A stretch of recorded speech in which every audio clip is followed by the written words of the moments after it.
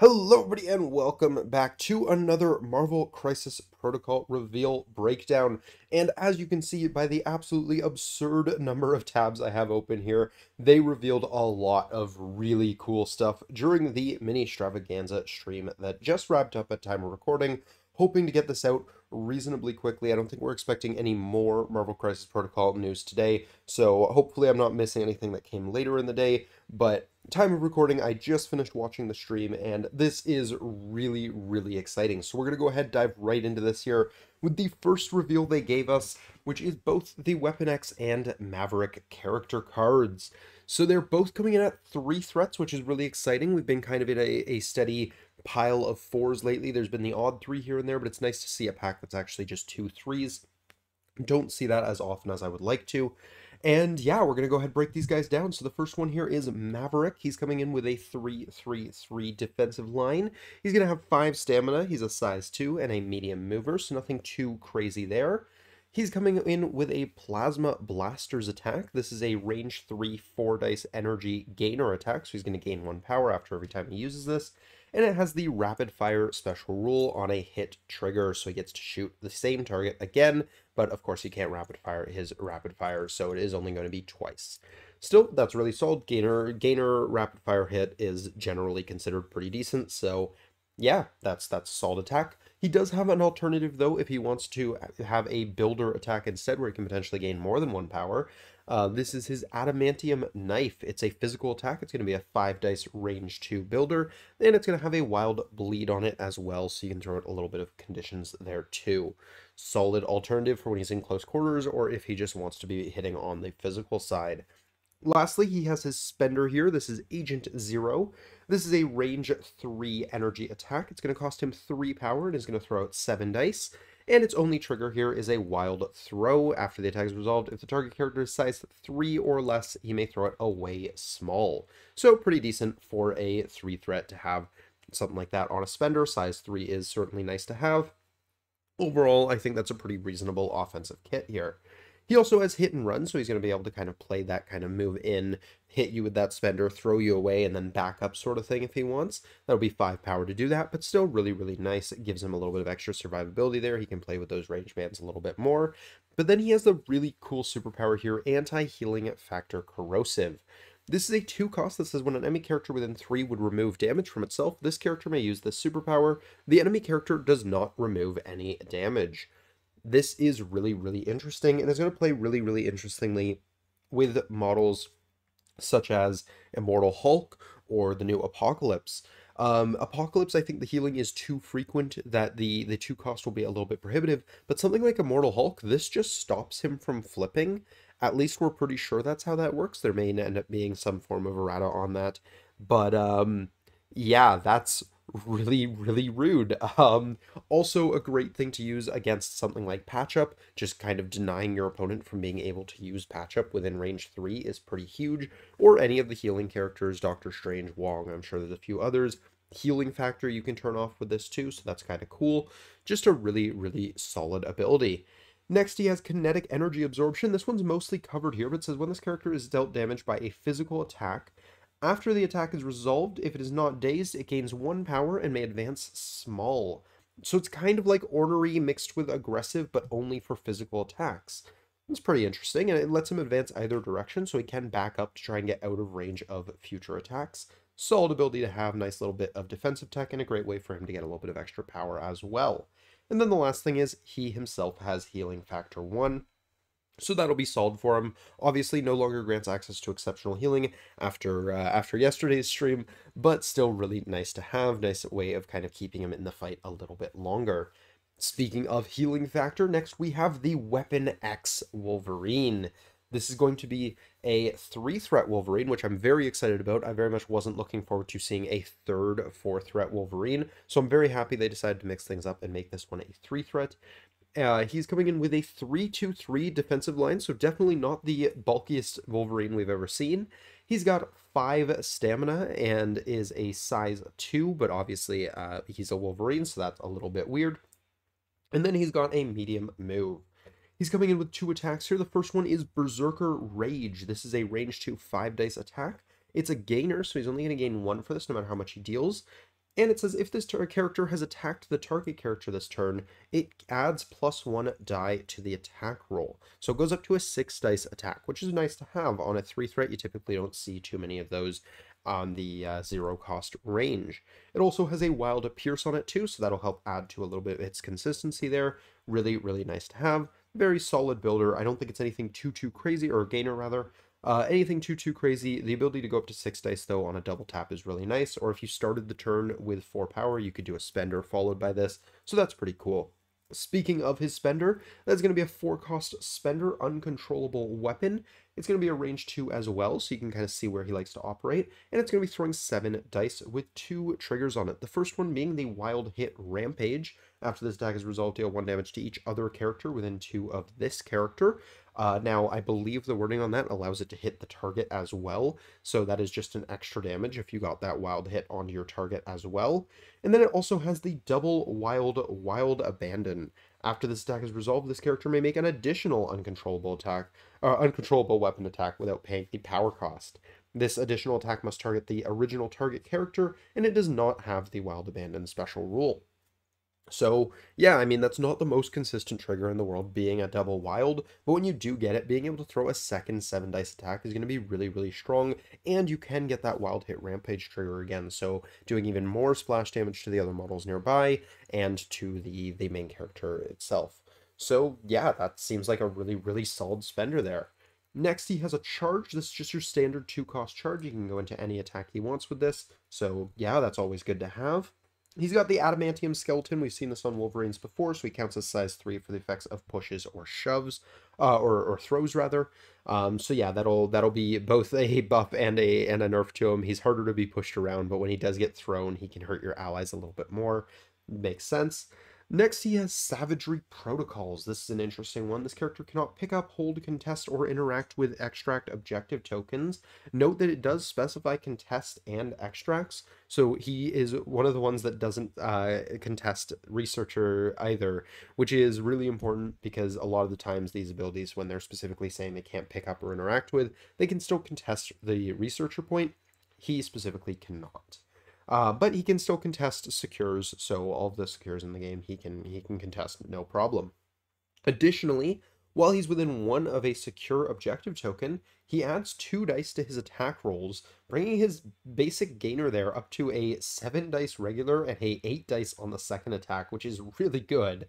And he removes 1 die from his defense rolls, so that brings him down to a 2-1-2 defensive line, which is not very high. So he becomes a melee beast, but he will just die at a strong gust of wind here. To help make up for that though, if he doesn't die, if he's left alive even on 1 health, his healing factor is healing factor 3, which I think is the highest healing factor we've seen in the game. Yeah, he's gonna heal real quick, and I'm very glad he doesn't have access to exceptional healing. Definitely glad to see that was changed before this model came out. So yeah, that's Weapon X and Maverick, but we have a lot more reveals to go through here. Next up, we have Sunspot and Warlock. So these guys are also really cool looking. You'll note that neither of them have a leadership because they did say during the stream that the leadership is going to be a tactics card for new warriors, but they also, or sorry, new warriors, new mutants. But they also very specifically said that the affiliation was kind of designed around Sunspot being brought pretty much every game. They said if you're not bringing Sunspot every game, then they failed in designing Sunspot. So that's going to be really interesting to see how he plays into the rest of the team. And he is a really cool character. So Sunspot, I'm going to zoom in a little bit here, make it a little bit easier for you guys to read, hopefully. So Sunspot is coming in as a 4 threat. He's a 3/4/3 defensive line with 6 stamina. He's a size 2 and a medium mover. So again, nothing too crazy right out the gate here. He has UV Strike as his basic builder attack. This is a 5 dice range 2, so a little bit closer range than a lot of people were probably expecting. After this attack is resolved, gaining power based on the damage dealt, and it's going to have a wild hit heating up trigger. After this attack is resolved, he gains 1 flare token, and we'll see what those do for him in a moment. Next, we have his spender, Dark Solar Blast. This is a 3-cost, 7 dice range 3 attack.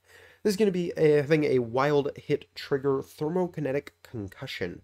After this attack is resolved, other characters within 2 of the target character suffer 1 damage. Characters dealt damage by this special rule do not gain power for this damage.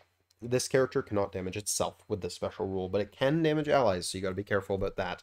Still, that's a reasonably solid spender, nothing too crazy there in itself.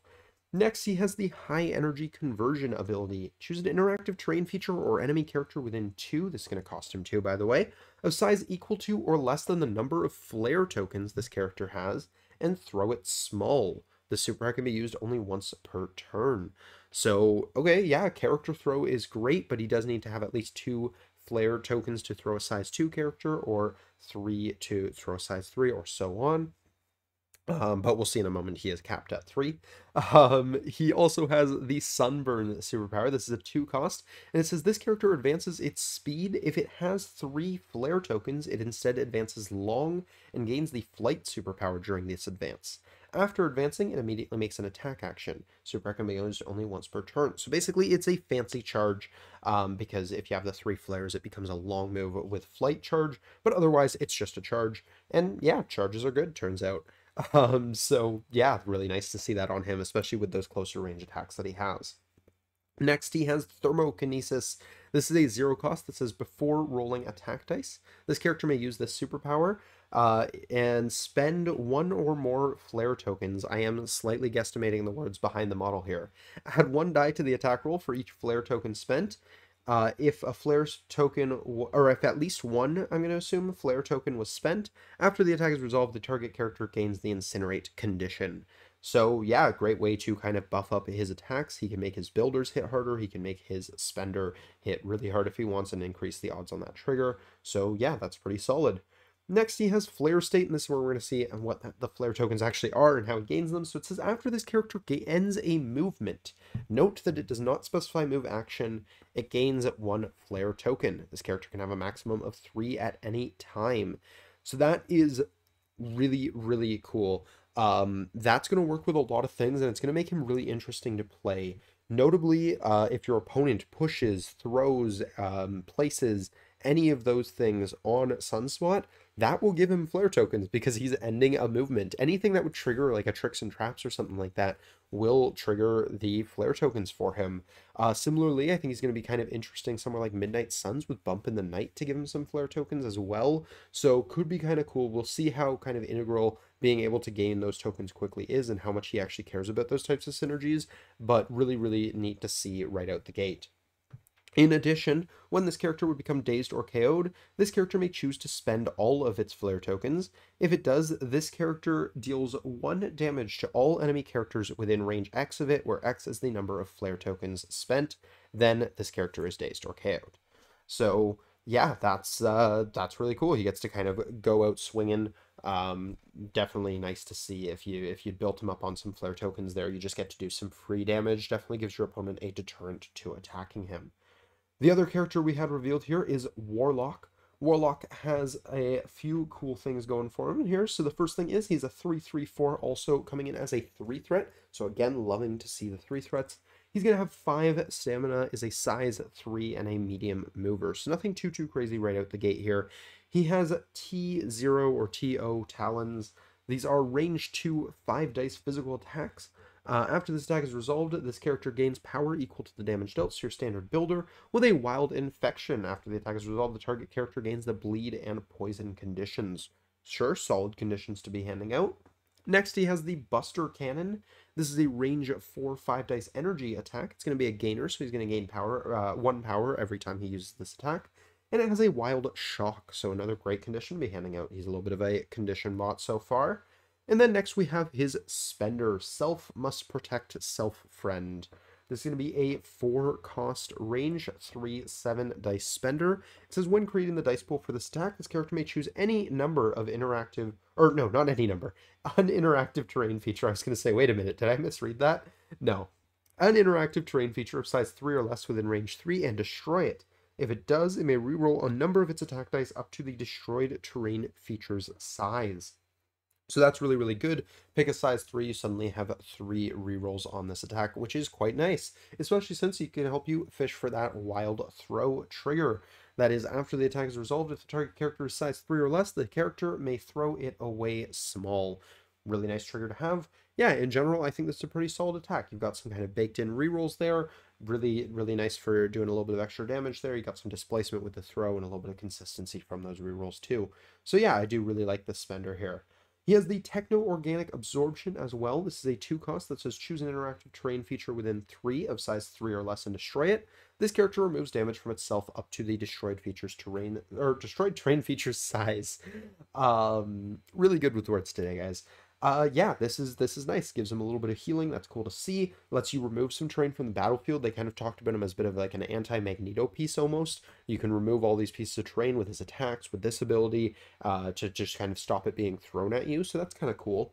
And then he also has Transmode Virus Infection. This is a 2-cost that says this character and enemy characters within range 2 of this character with the poison condition suffer 2 damage in the order of your choosing. This superpower can be used only once per turn. So he's going to hurt himself for this, but it is an automatic 2 damage on any enemy characters with the poison condition within range 2, which is really, really solid, especially since he does give out that condition on his builder. So yeah, this is just a solid attack, I think. Or ability, I think, that pairs really nicely with one of his attacks. Next, he has Unstable Outline, and I really like the design space on this one. When this character is defending against a physical or energy attack, if the attacking character is not within range 3 of this character, so if they would be out of stealth range, of course he doesn't actually have stealth, this character may add 1 die to its defense rolls. So it's kind of cool. It's a little bit opposite of like the martial artists we see where they want them to be close so you count blanks. Here you want them to be further away, not because they can't attack you like stealth. It's not as good as that, but because you get extra dice for it. So that's really cool. That makes him effectively a 4/4/4 at range 4 or higher. So yeah, that's a nice ability, especially since he does operate at range 4 with his Buster Cannon here. Lastly, he's immune to bleed and poison, which are nice to have and kind of make sense given what he is.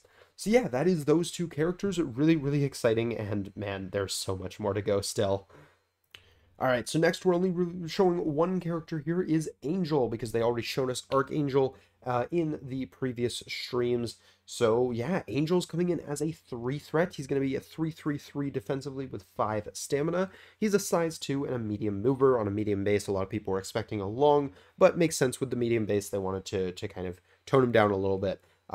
So yeah, that makes a lot of sense there. He has the flyby ability here. It says after each attack, or I guess I should go over what the attack is. It's going to be a beam 3 4-dice physical attack. It says after each attack is resolved, he's going to gain 1 power. And then after all of the attacks are resolved, place him within 1 of the last character targeted by the attack.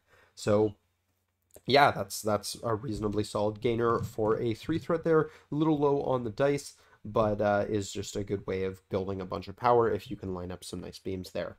He's also got the Avenging Angel Spender. This is a really solid spender in my opinion. This is a 3-cost, range 3 physical, 7-dice attack that has an automatic after this attack is resolved if the target character is size 3 or less. Any direction throw small.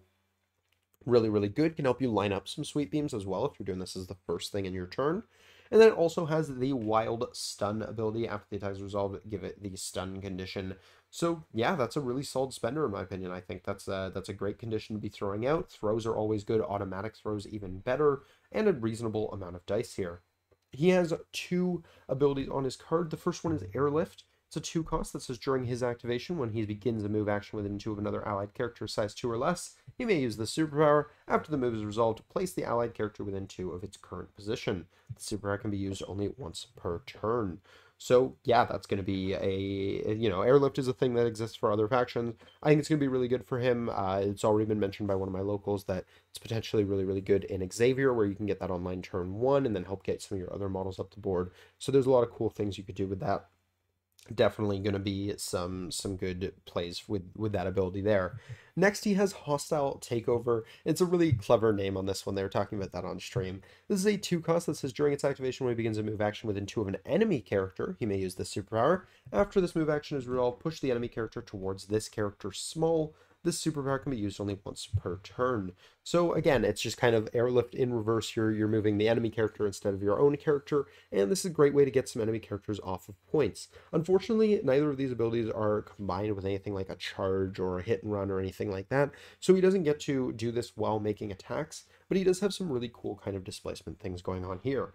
Lastly, he has Healing Factor and Surprise Surprise Flight. So yeah, both solid abilities to have. Flight will definitely help him move around the board and really let him do some weird, wonky things with these two abilities here. So that's always nice to see.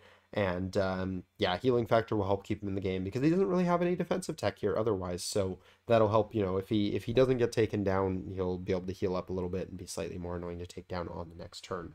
So yeah, really good for him to have. Next up here, we have the first of the Monsters Unleashed character pack revealed to us, Werewolf by Night. And yeah, Werewolf by Night is looking really, really cool. He is coming in as a 5 threat, and first of all, can I just say, that sculpt looks amazing. But he's coming in as a 5 threat here. He's going to be a 4/4/2, so not the best on the Mystic side. 7 stamina, size 3 medium mover. All good things. He has the Savage Slash attack. This is a range 3 6 dice builder attack. And it says after the attack is resolved, if damage was dealt, the target character gains the bleed special condition. So cool. If you deal damage, you're making them bleed. And then it has a Wild Leap. Before damage is dealt, place this character within 1 of the target, which is relatively standard on a lot of these kind of range 3, but logically makes sense to be close combat attacks. So yeah, cool. That's a solid builder right there. Next, he has Lethal Lycanthrope. This is a range 2 7 dice 3 cost spender. It says after the attack is resolved, if the target character is size 3 or less, he may throw it away small. So again, no triggers on that. That's great to see. And then hit Curse of the Wolf. After this attack is resolved, the target character gains the Bleed and Hex special conditions. So yeah, both of those really valuable conditions, especially Hex against some of those bigger targets. Yeah, that's a solid spender. It's got an automatic throw, so it's good in my books. Next, it's got the Pounce ability here. This is a 3 cost Pounce, which I think is a little more expensive than most of the Pounce abilities in the game. But it says throw this character small if it did not suffer damage, or it does not suffer damage if it collides with a character or terrain. It can only be used once per turn. Makes sense that it's a little bit more expensive because he is a size 3, so this is going to be effectively 4 physical damage coming at an opponent. So this model can hit reasonably hard. I mean, using that Pounce to get in range and then throwing out a Savage Slash or a Lethal Lycanthrope, he can throw a lot of dice in a turn, plus some guaranteed damage with that throw. So yeah, really nice to have. Next, he has the Unearthly Howl. This is a 2 cost active superpower. Choose an enemy character within 3 of this character.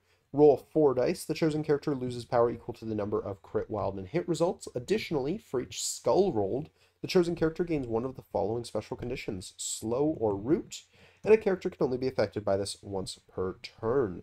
So you're handing out really good conditions on what would generally be considered the bad roll, and you also have 4 other sides of the die that are sapping power from them. So you have 5 sides of the die that are doing meaningful things on this. That's pretty solid on a 4 dice ability. Yeah, I really like this a lot.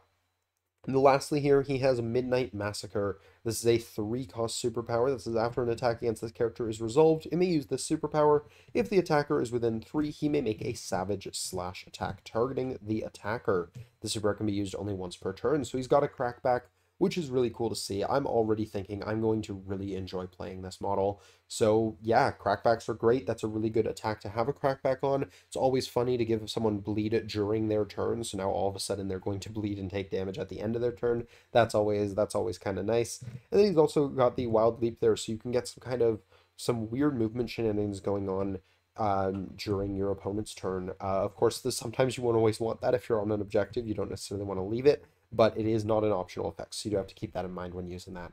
And lastly, he has Healing Factor 2, so that's going to help him stay in the game a little bit longer, because other than the crackback, he doesn't have much in the way of defensive tech there, so he's really just relying on that 7 stamina pool and the crackback to keep him alive, and then the Healing Factor will help, bring him back up to full strength on his turn. So yeah, really interesting kit. I really, really like him, and I think he's going to be a lot of fun to play. Of course, they also revealed the one I think most people were really, really excited for, the most excited for from the Monsters pack, and that is Dracula. And first of all, again, really good job on the sculpture. The bats are awesome. I like everything that's going on with him here. But let's go ahead and get into his stat card here. So he is coming in as a 5 threat as well. He's going to have 7 stamina as well as Werewolf by Night, is a size 3 and a medium mover. He's going to be coming in with 4/3/4 defensive stats, slightly weaker on the energy side. Very, very kind of matching up with Blade here. I think they were trying to kind of mimic some of Blade's things here, which I like to see. He's got Ancestral Blade. This is a range 2 7 dice physical attack. It's going to be a builder, so he's going to gain power equal to the damage dealt. And it's got the hit Curse of Shadows. After this attack is resolved, as long as you rolled a single hit, the target character will gain one of the following special conditions: Bleed, Slow, Root, or Hex. All really solid conditions. Root and Hex being handed out on a builder like this is really, really rude. Same for Slow for that matter. Bleed is a little bit more common, probably the one you're going to be picking less often out of the group here, except for the fact that he does have some bleed synergies, so there's some value in that one as well. Next, he has Blood Feast. This is a 1-cost, 6-dice physical attack. It's also going to be range 2. And it says, after this attack is resolved, this character removes a damage from itself for each damage dealt. So he's got some baked-in healing there. Cool to see. And it has an automatic bleed. So again, great because he does have some bleed synergies, as I mentioned. Next, he has Fury of the Vampire. This is his real spender. This is a 4-cost mystic attack. It's going to be 8 dice at range 3. And if the target character is bleeding, he may reroll any number of his attack dice here. I again mentioned that, you know, it's kind of looks like it's coming from Blade a little bit. There's a little bit of inspiration there on what kind of a 5-threat Blade might look like. But unlike Blade, this also has an automatic size 4 or less medium throw away, which is really, really good. That is a fantastic throw. Yeah, just a really solid attack here. Full rerolls if you've already set up with like a Blood Feast or you just got the bleed off of the Ancestral Blade. Fantastic. Next, he has Hypnotic Stare. Choose an enemy character within range 3. Advance the chosen character small. This super can be used only once per turn. It's going to cost you 2 power. So he's got a bow. Those are always good abilities. Yeah, just no comment. Really good. Next, he has Eternal Hunger. This is a 2-cost reactive. After an attack against him is resolved, he may use the superpower. If the attacker is within 3, he may make an attack against the attacker. The super can be used only once per turn. So again, he's got a crackback ability. If it's at range 3, the only attack he could actually make is his spender. So he would have to have 5 power or 6 power to do that rather. But he also, if they're within range 2, could use either of these other attacks. He could heal on a crackback, and anyone who's been watching for a long time knows I really like that Venom can do that. That's one of my favorite things with Venom as a model. So love to see that on another model here. Yeah, I think that's really, really solid. I think because most of his attacks are range 2, it's not as good as a lot of other characters. It's not like he gets any like aggressive or anything like that here, but still really nice to have and definitely a strong deterrent from range 2 attackers trying to go into him when he can just kind of, for 3 power, hit you back and potentially heal more than you dealt to him. So yeah, really, really scary there. Next, he has Shapeshifting. This is a 1-cost that says when he begins a move action during his activation, he may use this superpower. If he does, choose one of the following effects, and basically he gets to shapeshift into either a bat, a wolf, or mist. If he chooses bat, he gains the flight power during this move action. If he chooses wolf, he becomes long for this move action. And if he chooses mist, he drops all of his objective tokens, but removes all special conditions and up to 2 damage from himself. So some great little healing there and condition removal, but at the cost of his objective tokens. But you're doing this when you pick a move action, so you can always move to wherever your opponent dropped those tokens. And then lastly, he has Unholy Vampiric Immortality. At the end of this character's activation, it gains 1 power and removes 1 damage for each other character within 3 of it that has the bleed special condition. So again, stealing another thing from Blade's card here. Just being able to do that that healing for things that are bleeding does include allies as well. So if you have allies that are bleeding from what your opponents did, or maybe you found a way to make them bleed as well, then he's going to get some healing and power out of that as well. So really, really good to have there. Overall, he's got a really, really cool kit, and I'm very excited to put him on the table. Weirdly enough, I mean, not weirdly, but I think kind of thematically, he really, really synergizes well with Blade, which is kind of cool to see. I would like to actually see Blade get like the Arch Nemesis or whatever it's called rule that like makes him just target down Dracula. That would be really cool, kind of like what Goblin and Spidey have and Carnage and Venom. Would be really, really neat to see. But yeah, overall, I think Dracula is really cool. He has a sick looking model, and I'm really, really excited to see him when he actually hits the table. They also revealed the Tomb of Dracula terrain pack here, and it comes with a couple of one-shots. First of all, this looks amazing, and you are definitely intended to put Wolverine on the, or not Wolverine, Moon Knight on those stairs. He needs his money. And leaning into that, they created this one shot called Hunter Seeks Vengeance, and they specifically implied that you should use Moon Knight for this. So we're going to go ahead and read these one-shots real quick. First of all, this is a -1 to the threat level of the game. One shot that's called Hunter Seeks Vengeance. A vampire hunter has tracked Dracula to his crypt. Will the brave warrior rid the world of the vampiric menace? So Dracula has to be in the game for this to be played, and the Tomb of Dracula will be put on the field, and it gives you a bunch of rules. So during the first power phase, Dracula gains 2 additional power. I know you're here after Dracula deploys. The opposing player deploys an unused character from their roster with threat value 3 or less, Moon Knight. This character is the Vampire Hunter. Out for blood. When the Vampire Hunter makes an advance, it must advance towards Dracula, and many have tried, all have failed. While Dracula is within 3 of the Vampire Hunter, he may spend 8 power. He can pay Moon Knight, give him his money, and if he does, the Vampire Hunter is removed from the battlefield. I love this card. This is fantastic, and once this comes out, I am 100% doing a battle report on Moon Knight trying to get his money back. Definitely going to happen. And then next we have the one-shot Darkness Falls.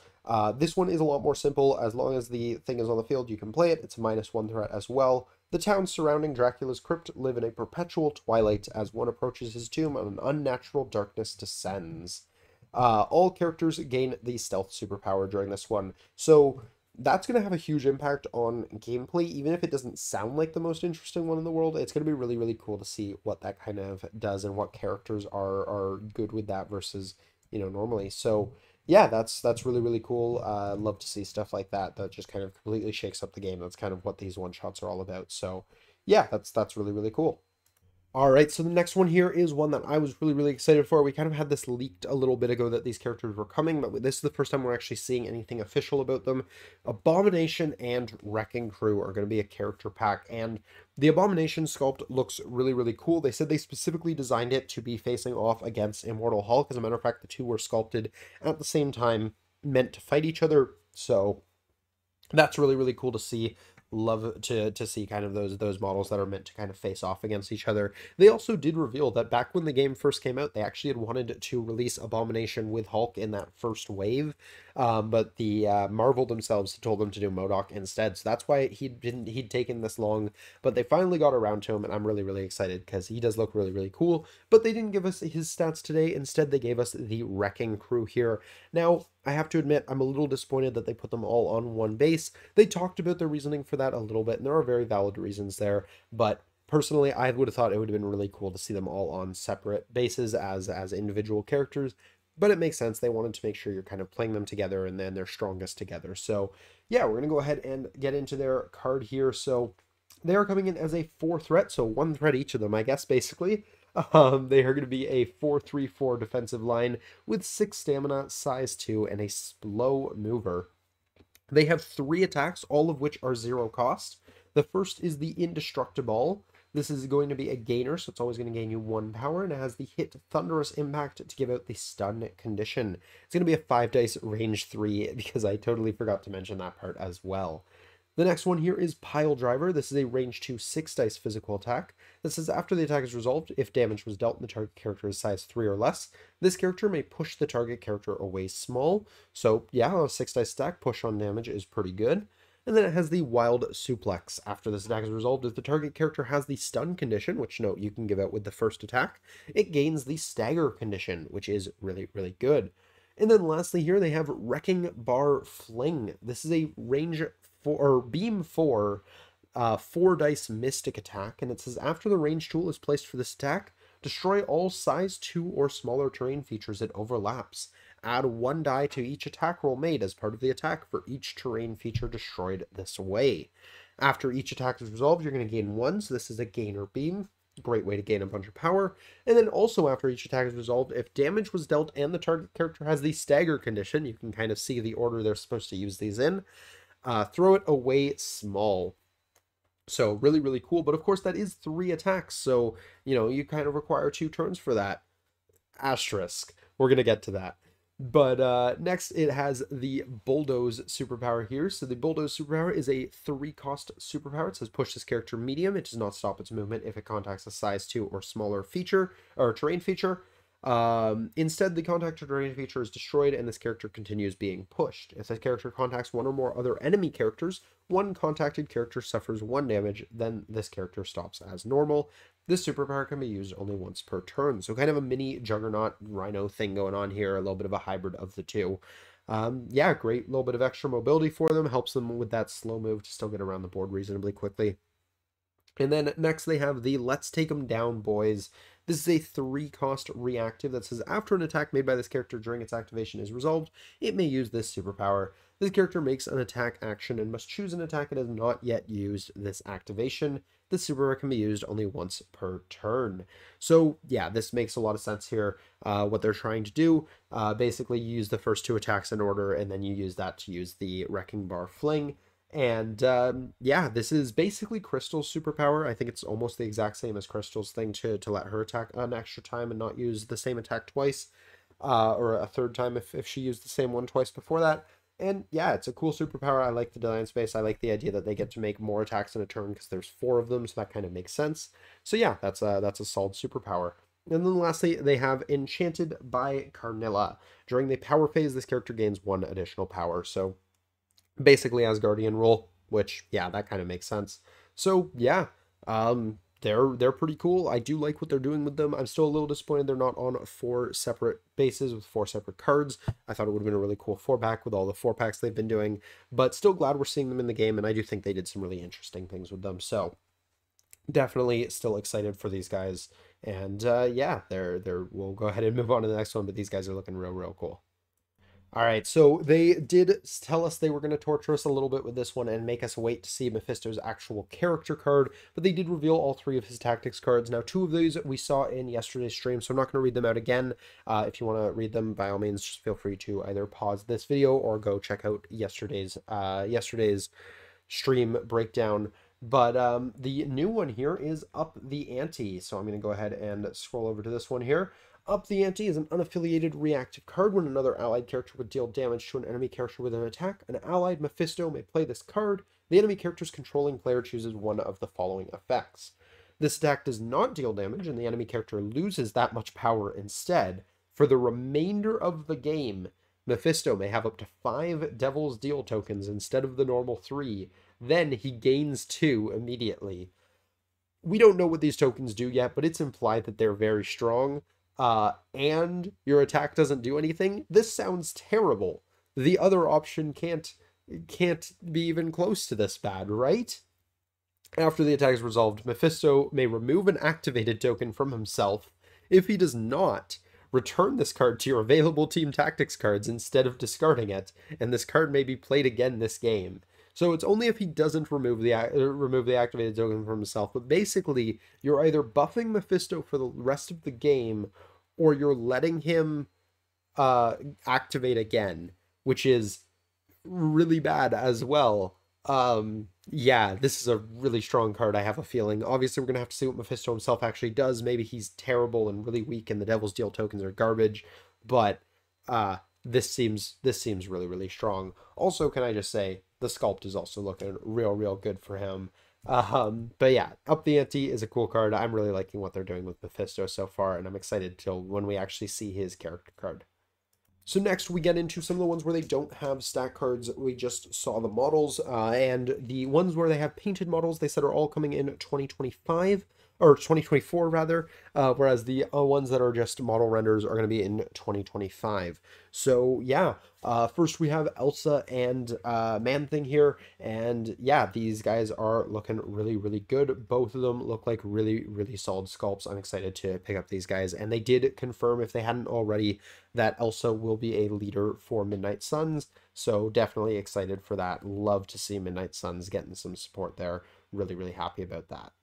They also showed off Yondu and Nova, both of them looking really cool. Definitely excited for these guys as well. They did a really good job on that Yondu sculpt. They talked a lot about how they were trying to pick which kind of version to go for, because, you know, the more recognizable MCU versus the comics. And I think they hit a really sweet middle ground here. This model looks amazing, and I'm really excited to paint that up. Nova also looks fantastic. I'm really excited to see what they're doing with him as well, specifically stats-wise and things like that too. So really excited for both of these guys. And they also revealed a new Inhumans pack. This is the first thing they'd revealed here that we hadn't seen before now at all. So yeah, this is really exciting. Inhumans getting a big buff here. They're going to be receiving a second Black Bolt, Maximus, Karnak, and Gorgon. Really, really exciting. I can't wait to see what these guys are all about on the table. That Black Bolt sculpt looks amazing, and yeah, I'm super excited. This is going to be really, really good for the Inhumans. So definitely super excited about this one here. Next reveal was a really, really interesting one. I'm super, super interested to see what they're doing with this one. They revealed the War of Kings character and crisis card pack.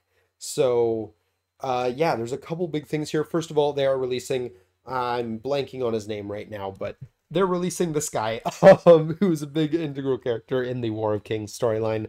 And they are releasing 5 Secures and 5 Extract Crises cards in this box, as well as a little narrative campaign of, like, I'm assuming 5 missions that are pairings of those cards. But the 10 Crises cards that are being revealed, or that are being given out with this pack, are going to be totally legal for standard play. So that's really, really exciting. Yeah, that's something that a lot of us were kind of asking for a while now, was a little bit of a refresh on the crises cards. I would have also preferred to see them kind of go back and tweak some of the existing ones a little bit, but I'm happy to see new ones either way. So really, really cool. Definitely excited about that. All right, now we're getting into the next year's releases, and here we have Avalanche, Lady Mastermind, and Exodus being revealed here. And yeah, these guys look really cool. Avalanche in particular, I'm super down for. He looks really, really sweet. And yeah, love to see the extra Brotherhood support there, because the X-Men obviously have been getting a lot lately. Next one they have here is Echo, Tigra, and Ronin. And yeah, this Ronin sculpt looks amazing. I'm so excited to paint him up, or her. They actually said they haven't decided, or they haven't revealed who's under the mask yet, so we don't actually know. That could be a lot of characters. Personally, I'm kind of leaning towards Clint Barton. That's who I would hope it to be, because that's the version that I know the most, and you know, with the quiver and everything, that's kind of what it makes me think of.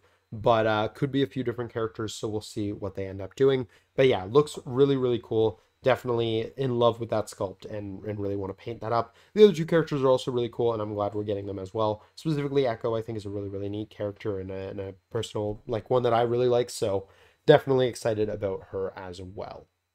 They also revealed the Spider-Verse character pack, but they've only shown us one of the models coming in that pack. They were a little ambiguous as to whether that's a pack of 2 or a pack of 4, but they have shown us Spider-Man 2099, so we know he's coming.